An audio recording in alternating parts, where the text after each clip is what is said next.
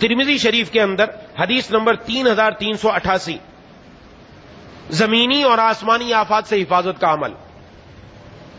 ارشاد فرمایا، حضرت عثمان بن عفان رضی اللہ عنہ سے روایت ہے کہ رسول اللہ صلی اللہ علیہ وسلم نے فرمایا، جو شخص ہر دن کی صبح اور ہر رات کی شام کو 3 دفعہ یہ دعا پڑھ لیا کرے، بسم اللہ الذی لا یضر مع اسمہ شیء فی الارض ولا فی السماء وهو السمیع العلیم، بسم اللہ الذی لا یضر مع اسمہ شیء فی الارض ولا فی السماء وهو السمیع العلیم، بسم اللہ الذی لا یضر مع اسمہ شیء فی الارض ولا فی السماء وهو السمیع العلیم. تو فرمایا اسے کوئی چیز نقصان نہیں پہنچا سکے گی. اس حدیث کے راوی ہیں حضرت عثمان بن عفان رضی اللہ تعالیٰ عنہ، ان کے بیٹے تھے عبان. وہ جب روایت انہوں نے بیان کی ترمذی شریف میں، جب انہوں نے روایت بیان کی تو سامنے والوں نے دیکھا یہ جو روایت بیان کر رہے ہیں اپنے والد سے، ان کے اوپر تو فالج کا حملہ ہوا ہے.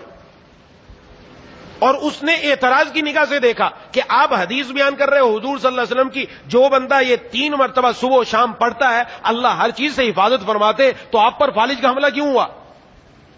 تو انہوں نے پہچان لیا اس کی نظر کو، یہ اعتراض والی نظر سے دیکھ رہا ہے. تو ارشاد فرمایا کہ جس دن مجھ پر فالج کا حملہ ہوا اس دن میں غصے میں تھا صبح کے وقت، جس کی وجہ سے یہ عمل نہیں کر سکا. اس عمل نہ کرنے کی وجہ سے فالج کا حملہ میرے جسم پر ہوا. اگر میں کرتا تو اللہ حفاظت فرما دیتے. وہ تو اللہ کی طرف سے مقدر تھا، ہونا تھا، یہ ایک بہانہ بن گیا.